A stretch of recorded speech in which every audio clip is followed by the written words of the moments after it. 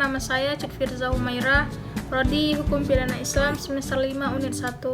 Nah, di sini saya akan menjelaskan sedikit makalah saya untuk memenuhi tugas akhir di mana mata kuliahnya Sosiologi Hukum Islam. Nah, pada kesempatan kali ini saya akan membahas sedikit tentang pengertian istilah-istilah yang berhubungan dengan hukum Islam.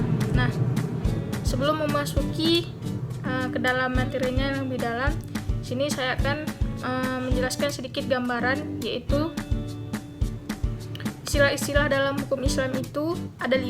Yang pertama, syariah, fikih, fatwa, kanun, dan qada dan tahkim. Nah, di sini saya akan menjelaskan secara rinci apa itu syariah, apa itu fikih, fatwa, kanun, qada, dan tahkim. Nah, yang pertama, sebelum memasuki, saya akan menjelaskan sedikit pengertian hukum Islam dulu.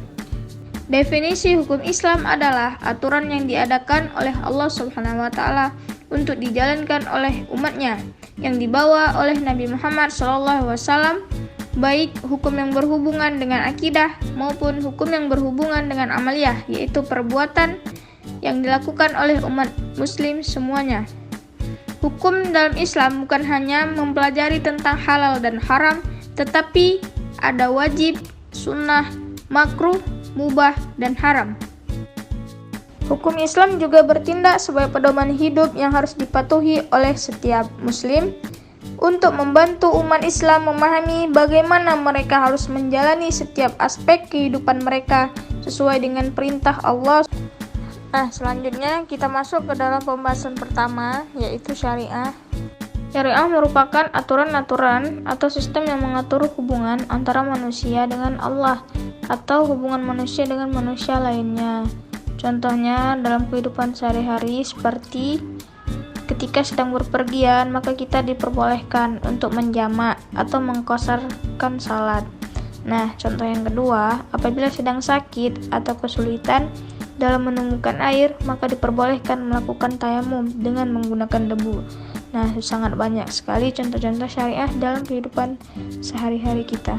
Ruang lingkup syariah itu terbagi menjadi 7. Yang pertama, ada ibadah, muamalah, munakahat, jinayat, siasat, akhlak, peraturan, dan lainnya. Fungsi dari syariah sendiri yaitu sebagai jalan atau jembatan bagi umat manusia dalam berpijak dan berpedoman. Selain itu, syariah juga menjadi media dalam menjalankan kehidupan di dunia agar sampai tujuan akhir dengan selamat. Selanjutnya, pembahasan kedua adalah fikih. Nah, definisi fikih yaitu ilmu yang membahas tentang persoalan hukum yang mengatur berbagai aspek kehidupan manusia, baik kehidupan pribadi, bermasyarakat, maupun kehidupan manusia dengan Allah. Contoh dalam kehidupan sehari-hari adalah tentang najis. Ketika baju yang terkena najis boleh membersihkannya dengan memercikkan air atau berwudu. Selanjutnya, contoh yang kedua yaitu gerakan sholat dilakukan berdasarkan yang dicontohkan oleh Nabi, dan tata cara berpuasa yang berdasarkan perintah Allah Subhanahu wa Ta'ala.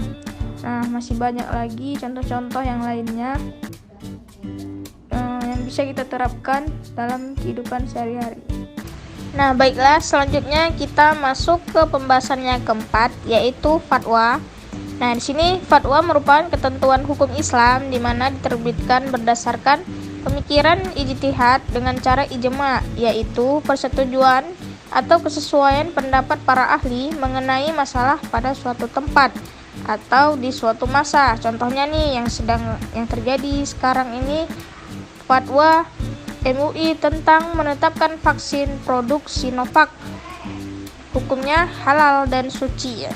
Seringkali dihubungkan dengan hukum Islam. Mengapa? Karena memang istilah ini berasal dari bahasa Arab dalam kaitannya dengan sumber hukum. Fatwa bukanlah sumber hukum utama di dalam hukum Islam, tetapi sumber utamanya adalah Al-Quran dan Sunnah Nabi Muhammad SAW.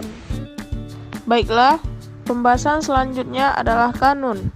Kanun merupakan peraturan perundang-undangan sejenis peraturan daerah yang mengatur wilayah pemerintahan Aceh dan kehidupan masyarakat di Provinsi Aceh. Kanun berlaku hanya di wilayah Aceh. Kedudukan kanun terdapat di dalam pasal 1 ayat 8 bahwa kanun adalah peraturan daerah sebagai pelaksanaan undang-undang di wilayah Provinsi Nanggroe Aceh Darussalam dalam rangka penyelenggaraan otonomi khusus. Undang-Undang Nomor 11 Tahun 2012 yang menyatakan bahwa kanun adalah ditetapkan sebagai pembentukan peraturan perundang-undangan. Baiklah, sekian presentasi makalah kelompok 1 terkait tentang istilah-istilah yang berhubungan dengan hukum Islam. Semoga dapat dipahami dengan baik dan menambah wawasan. Lebih dan kurang saya mohon maaf. Wabillahi taufik wal hidayah. Assalamualaikum warahmatullahi wabarakatuh.